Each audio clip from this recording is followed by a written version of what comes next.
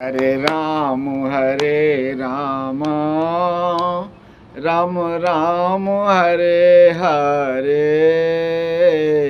हरे कृष्ण कृष्ण कृष्ण हरे हरे। बस इस नाम का जाप जो है जीवन को सार्थक बना देगा। चर्चा कर रहा हूँ कि महाभारत का जो युद्ध हुआ, कितना विनाशकारी प्रलयकारी युद्ध हुआ। पता नहीं अनगिनत योद्धा, निर्दोष योद्धा भी मारा गया उसमें। आखिर इस महाभारत के युद्ध का उत्तरदायी कौन है? चलिए सबसे पीछे महाराज शांतनु के बारे में चर्चा करता हूँ। महाराज शांतनु पहले माँ गंगा से विवाह किया। माँ गंगा ने शर्त रखा कि मैं जो मेरे से पुत्र पैदा होगा मैं उसको लेकर साथ ही चली जाऊंगी। महाराज शांतनु इस पर क्या कहते हैं सहमत हो गए। सहमत होने के बाद बस यूं ही उन्होंने 6 पुत्र को जन्म दिया और 6 के 6 पुत्र को लेकर चला गया।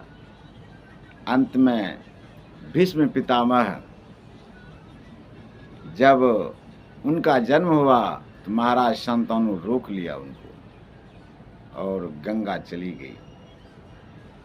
अब दूसरा, उस दिन से महाराज शांतनु दुखी रहने लगा और उनको क्या कहते हैं एक मत्स्य कन्या से क्या कहते हैं प्रेम हो गया, मोह हो गया। नित्य दिन वो गंगा के तट पर जाते थे, उनको देखते थे। उससे विवाह वह कैसे कर सकता था? पुत्र मोह था कि मुझे एक पुत्र है। भीष्म पितामह जब महाराज शांतनु दुखित रहने लगा तो जो पुत्र का कर्तव्य होता है भीष्म पितामह पता लगा ही लिया कि मेरे पिता के दुख का कारण क्या है। फिर उन्होंने जाकर निवेदन किया कि आप मेरे पिता से विवाह कर लीजिए, लेकिन उनका शर्त था कि मेरे पुत्री के गर्भ से जो पुत्र का उत्पत्ति होगा, जन्म होगा, वह हस्तिनापुर का राजा बने। इस पर पितामह ने प्रतिज्ञा कर लिया कि मैं आजीवन जीवन भर बाल ब्रह्मचारी रहूँगा, शादी नहीं करूँगा। और उन्होंने वचन दे दिया कि आपके पुत्री के पुत्र को ही हस्तिनापुर का राजा बनाया जाएगा। इसी के कारण कहने का मतलब है यहाँ स्त्री मोह हो गया। स्त्री मोह के कारण महाभारत के क्या कहते हैं नींव को रोपा गया। अब चला जाए भीष्म पितामह तो बाल ब्रह्मचारी रह गया। सब कुछ हुई। वो महाराज शांतनु से क्या कहते हैं 4 पुत्र हुआ। एक पुत्र बीमार से ग्रसित था और अब जो है चूँकि पांडव जो है उनको भी श्राप मिल गया। उनको श्राप मिल गया कि जंगल में उन्होंने शिकार कर रहा था। एक महात्मा पति पत्नी प्रेम संबंध बना रहे थे। क्या कहते हैं बाघ शेर बनकर, शेर समझकर बाण चलाया और वो महात्मा मरते मरते उनको श्राप दे दिया। तुमको ऐसा नहीं करना चाहिए। जब तुम अपने पत्नी का आलिंगन करोगे तो उस समय तुम्हारा मृत्यु हो जाएगा। आलिंगन हो ही गया एक दिन और क्या कहते हैं, पांडु भी खत्म हो गया। अब कोई विकल्प नहीं बचा। महाराज धृतराष्ट्र को हस्तिनापुर का राजा बनाया गया। हस्तिनापुर का राजा तो वो बने। अब दूसरा एंगल से चलिए, शकुनी, मामा शकुनी के बारे में जानते हैं। कहते हैं अभी भी चर्चा होता है, जिस घर में मामा शकुनी का प्रवेश हो गया उस घर का कल्याण नहीं होने वाला है। उस घर में महाभारत होगा ही होगा, जिस भी तरह से हो जाए। लेकिन शकुनी का भी कारण लीजिए। जब गंधारी की विवाह तय हो गया कि धृतराष्ट्र से होगा, शकुनी मना कर रहे थे कि मेरे बहन की विवाह अंधा आदमी से नहीं होना चाहिए, और नहीं माना। तब शकुनी उसी समय प्रतिज्ञा कर लिया कि मैं इनके वंश को सलामत नहीं रहने दूंगा। मैं इसके राज में जाकर, इसके घर में जाकर ऐसा चाल चलूँगा कि ये आपस में मर मिट जाएगा। दूसरा कारण शकुनी, और तीसरा कारण नहीं बोलना चाहिए, माँ द्रौपदी। द्रौपदी जब वो कर्ण और युधिष्ठिर नहीं, वो क्या कहते हैं, गए कहाँ, राजस्व यज्ञ में जो युधिष्ठिर महाराज किए थे। दुर्योधन वहाँ ऐसा महल बनाया था कि जहाँ सूखा है वहाँ पानी दिख रहा था, जहाँ शीतल है वहाँ आग दिख रहा था। तो क्योंकि वह इस बात को नहीं जानता था, और क्या कहते हैं, पानी में गिर गया, और माँ द्रौपदी ने कह दिया अंधा का पुत्र अंधा। वह भी क्रोध। और माँ कुंती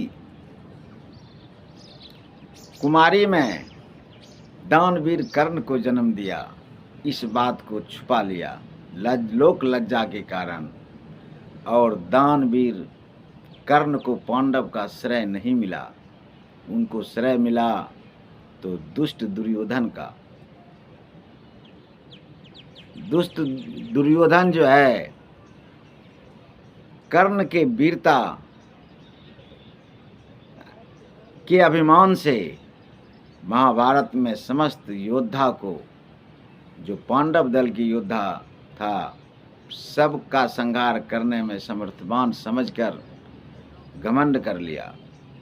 दुर्योधन ये भी समझा जिसके तरफ से स्वयं भीष्म पितामह, द्रोणाचार्य, कृपाचार्य, अश्वत्थामा ऐसे क्या कहते हैं अमर के वरदान पाकर जो उनके पक्ष में था, और हो ही गया महाभारत।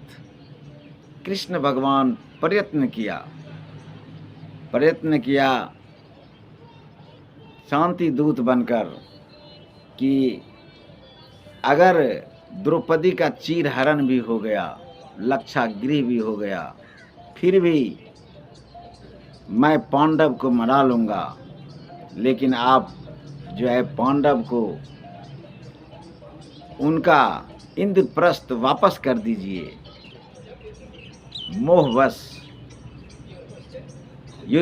मोहवश उन्होंने बोल दिया जब तक युद्ध नहीं होगा मैं पांडव को सुई के नोक तक नहीं दूंगा। इंद्रप्रस्थ की बात क्यों करते हैं? अंत में भगवान कृष्ण दूसरा प्रस्ताव रखा, अगर नहीं तो उनको 5 गांव दे दीजिए, मैं पांडव को मना लूँगा। लेकिन उस पर भी दुर्योधन तैयार नहीं हुआ। इसका मतलब है कि महाभारत का युद्ध प्रबल था।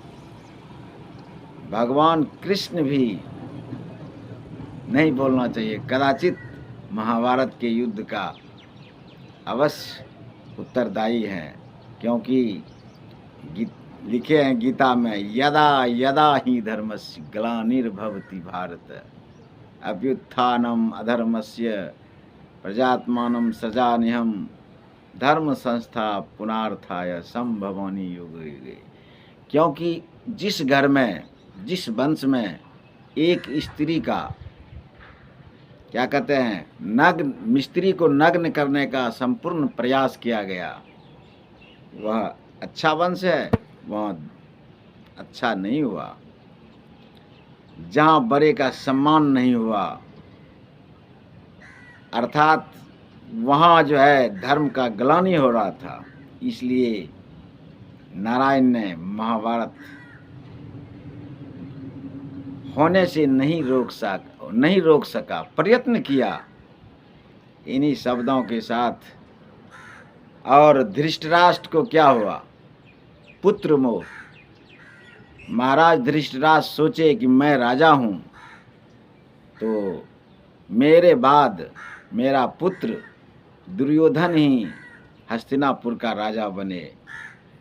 लेकिन उस वंश में सबसे बड़ा धर्मात्मा युधिष्ठिर था, महाराज पांडु का पुत्र। यह बात उन्हें पता नहीं था। एक बार विदुर जी भगवान कृष्ण से पूछे कि हे कृष्ण, अगर आप चाह लेते नारायण तो युद्ध नहीं होता।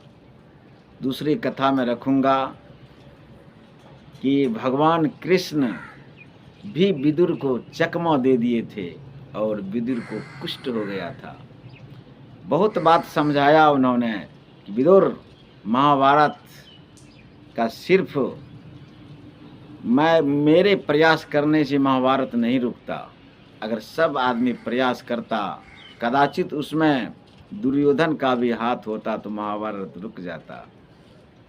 इन्हीं शब्दों के साथ बस जीवन को मंगलमय बनाना है तो जपते रहिए, हरे राम हरे राम हरे हरे, हरे कृष्ण